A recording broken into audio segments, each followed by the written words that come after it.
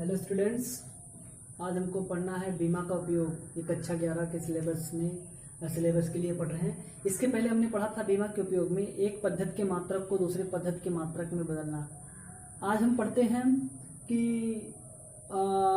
सूत्र की स्थापना करना। ये दूसरा उपयोग है, सूत्र की स्थापना करना।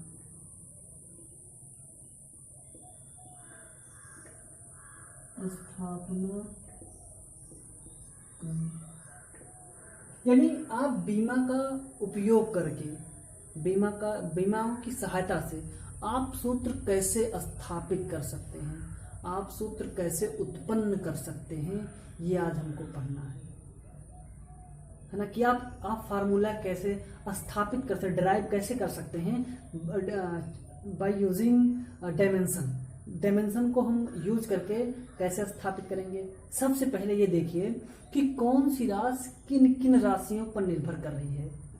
जो राशि जिन जिन राशियों पर निर्भर करती है हम उसे समानुपात में लिख देंगे, और समानुपात का निशान हटाते हैं तो वहां एक कांस्टेंट लाते हैं, और उस कांस्टेंट को फिर दोनों पक्षों की बीमा लिखते हैं, और बीमा लिखने के पश्चात उस कांस्टेंट का मान रखते हैं, दोनों पक्षों की बीमा लिखेंगे। बीमा लिखने के पश्चात दोनों पक्षों के बीमाओं की तुलना करते हैं। जब हम तुलना करके उनकी एक्चुअल बीमा निकाल लेते हैं। फिर एक्चुअल बीमा निकालने के पश्चात हम उन बीमाओं को पुनः रख देते हैं। रखने के बाद जो हमारा सूत्र बनता है उसे बना लेते हैं। ये चीज हमें ध्यान देनी है कि कौन सी राशि किन किन राशियों पर अमुक निर्भर कर रही है, हम उसे समानुपात में लिख देते हैं। फिर दोनों पक्षों की बीमा लिख देते हैं, और दोनों पक्षों की बीमा लिखने के पश्चात हम बीमाओं की तुलना करके सूत्र की स्थापना कर लेते हैं, है ना। ये है। अच्छा, अब हम इसका फार्मूला कैसे ड्राइव करते हैं। मानते हैं कि माना कोई भौतिक राशि है जड़। मानते हैं कि भौतिक राशि क्या है, जड़। ये निर्भर कर रहा है किस पर पी क्यू आर। कोई भौतिक राशि जड़ है जो पी क्यू आर पर निर्भर करता है, यानी पी क्यू आर पर निर्भर कर रहा है। तो जिस पर निर्भर कर रहा है हम उसे समानुपात में बना के लिख देंगे। तो Z proportional P Q are. अब मानते हैं कि माना कि पी क्यू आर का बीमीय की जो बीमा है वो ए बी सी है। तो Z proportional P A Q B R C, इन दोनों की बीमा ए बी सी है। ये क्वांटिटी है, इनकी बीमा लिख देते हैं। अब यहां से अगर प्रोपोर्शनल का निशान हटाते हैं तो एक कांस्टेंट लाते हैं। तो जेड बराबर हो जाएगा के P Q R A B C. अब इन दोनों पक्षों की बीमा रखेंगे। इन दोनों पक्षों की बीमा रखने के पश्चात हम इनकी तुलना करते हैं। पी के बीमा की तुलना करेंगे, क्यू के बीमा की तुलना करेंगे, आर के बीमा की तुलना करेंगे। इसके बाद यहाँ से ए बी सी का मान निकालेंगे। वही मान इसको समीकरण 1 मान करके रख देंगे। जो सूत्र बनेगा फिर बना लेंगे। फिर से सुनिए, पहले कॉन्सेप्ट में दिया होगा सूत्र स्थापित करने। अब हम उस कॉन्सेप्ट में देखते हैं कि कौन सी राशि किन अलग अलग राशियों पर निर्भर कर रही है। तो जिन जिन पर ये निर्भर करती है उसको हम समानुपात में लिख देते हैं। फिर हम उनकी बीमाओं को मानते हैं, जो राशियां हैं उनकी बीमाओं को मानते हैं ए बी सी, अलग अलग बीमाएं मानते हैं। फिर हम उन राशियों की और बराबर का निशान हटाते हैं तो एक कांस्टेंट लाते हैं। फिजिक्स का नियम है कि बराबर का निशान हटाओ और एक कांस्टेंट लाओ। जैसे अपने भारतीय संस्कृति में है कि बेटी को विदा करो बहू को लाओ, तो ये इसकी विदाई होती है तो बहू आती है। अब देखिए, तब ए बी सी मानते हैं इस कॉन्सेप्ट। अब ये दोनों पक्षों की बीमा रखेंगे। जब दोनों पक्षों की बीमा रखेंगे, दोनों की तुलना करते हैं। कंपैरिजन में ए बी सी का मान निकालेंगे और ए बी सी का मान ले चल के इसको समीकरण 1 मान के रख देंगे। जो आएगा वही हमारा सूत्र स्थापित हो जाएगा। अच्छा एक बात है, अब इसको जो है बाई एग्जाम्पल कैसे समझेंगे, इसको इतना रहने दीजिए। अब दिया कैसे रहेगा, कैसे मतलब किस तरीके से दिया रहेगा कि प्रश्न दिया रहेगा, देखिए एग्जाम्पल भी है और ये प्रश्न भी है कि द्वितीय कक्षा में परिक्रमण करते हुए, द्वितीय कक्षा में परिक्रमण करते हुए किसी कण पर लगने वाला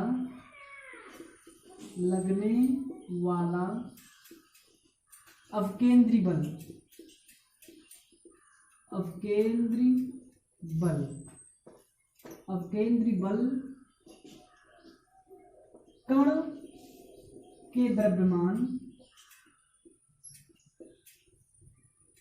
कण के द्रव्यमान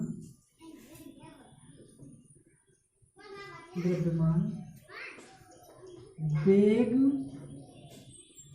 व वृत्ताकार पथ की त्रिज्या पर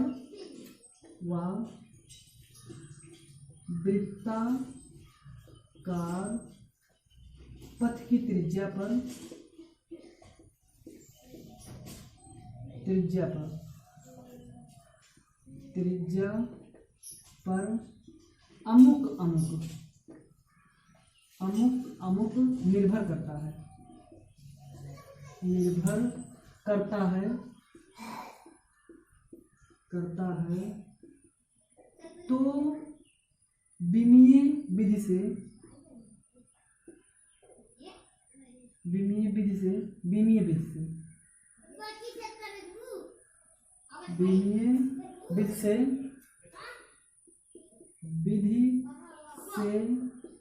अवकेंद्री बल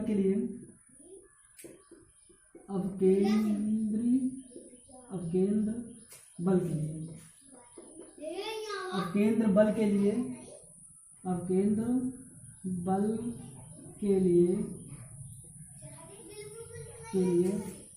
व्यंजक स्थापित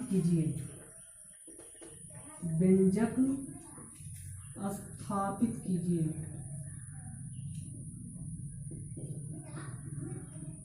ऐसे आपको दिया रहेगा। देखिए सेम कंडीशन में बताया, प्रश्न में क्या करा कि द्वितीय कक्षा में परिक्रमण करते हुए कण पर लगने वाला केंद्रीय बल कण के द्रव्यमान वेग व वृत्ताकार पथ की त्रिज्या पर अमुक निर्भर करता है, तो विमीय विधि से अवकेंद्र बल का व्यंजक स्थापित कीजिए या प्राप्त कीजिए। मैंने इसमें क्या समझाया, देखिए कि जो राशि जिन राशियों पर अमुक निर्भर करती है उसको हम समानुपात में लिख लेंगे। फिर हम जो राशियां हैं उनका ABC में बीमा मान लेंगे। फिर क्या करेंगे कि फिर इसके बाद उन प्रपोजनल के निशान हटाएंगे तो कांस्टेंट लिख देंगे। फिर इसके बाद ABC की बीमा निकालेंगे, बीमा लिख करके दोनों पक्षों की तुलना करके ABC का मान निकाल करके फिर समीकरण जो एक मान रहेंगे उसमें ला करके लिख देंगे। अब इस प्रश्न में आपको क्या दिखता है, द्वितीय कक्षा में परिक्रमण करते हुए कण पर लगने वाला केंद्रीय बल, कौन बल, कण के द्रव्यमान वेग व वृत्ताकार पथ की त्रिज्या पर अमुक निर्भर करता है। कौन किस पर निर्भर कर रहा है, हमें ध्यान देने की बात यह है। देख रहे हैं कि बल, अब केंद्र बल या गुरुत्वाकर्षण बल चाहे जो बल हो, सब बल का मान F होता है। तो जो बल है वो द्रव्यमान वेग व वृत्ताकार पथ की त्रिज्या पर निर्भर करता है।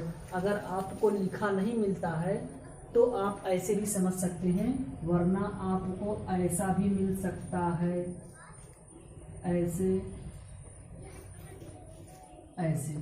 ये मिल सकता है। ये ना मिले तब की क्या कंडीशन है, देखिए जो केंद्रीय बल है वो निर्भर किस पर कर रहा है? द्रव्यमान, वेग व वृत्ताकार पथ की त्रिज्या पर अमुक अमुक निर्भर कर रहा है। तो कौन? बल। तो देखिएगा, तो F प्रोपोर्शनल बल किस किस पर निर्भर कर रहा है? द्रव्यमान m पर, वेग v पर और वृत्ताकार पथ की त्रिज्या r पर निर्भर करता है। देखिए लिखा गया है ना। अब मानते हैं कि माना यम भी आर की विमाएं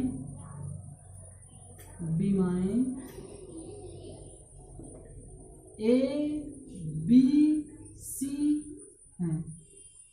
मतलब हमको मालूम नहीं होती हैं, इनकी घातों की विमाएं हम मान लेते हैं, है ना। तो F proportional M A V B R C, यहां तक समझ में आया? इतना मान लेते हैं। अब प्रोपोर्शनल का निशान हटाएंगे तो एक कांस्टेंट लाएंगे। तो F बराबर K M A V B R C, इसको समीकरण 1 मान लीजिए। यहां तक समझ में आया? देखिए इसको समीकरण 1 मानिए। अब हम दोनों पक्षों की बीमा लिखते हैं, बीमा लिख करके फिर तुलना करते हैं, है ना। जब तुलना करेंगे तो बल का बीमीय सूत्र क्या होता है? क्योंकि F बराबर क्या होता है? F का बीमीय सूत्र M L T की पावर -2।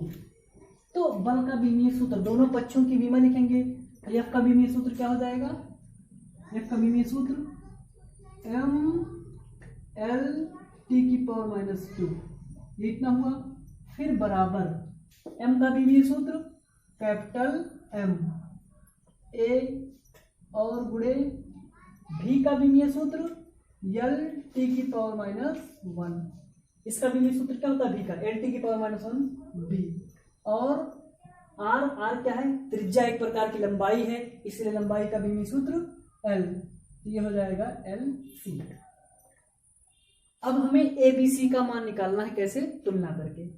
यहाँ m की घात 1 है, देखिए यहाँ 1 लिखी दी जाती है, यहाँ m की घात यहाँ, और यहाँ m नहीं है, इसलिए m बराबर a बराबर क्या हो जाएगा? 1, क्योंकि दोनों पक्षों की तुलना करते हैं किसकी घात कितनी है। यहाँ m नहीं है इसलिए m 1 बार है, तो m a का मान 1, क्योंकि इसकी घात 1 है। a बराबर 1, a की वैल्यू आ गई। अब b यहाँ भी है प्लस में, और n यहाँ भी है और n यहाँ भी है। एक जगह इसकी घात b है और एक जगह इसकी घात c है, तो दोनों प्लस में है, इसलिए b प्लस c। अब इसमें l की घात कितनी है? l 1 ही है, इसकी घात 1 है, तो b प्लस c बराबर 1। अच्छा, यहाँ t की पावर -1 है और इसको मल्टीप्लाई करेंगे अंदर तो -b हो जाएगा। अब -b, यहाँ 10 की घात कितनी है? t की घात कितनी है? -2। इसकी यानी समय की तुलना करते हैं, समय की बीमा की, तो -b बराबर हो जाएगा -2। कारण क्योंकि यहाँ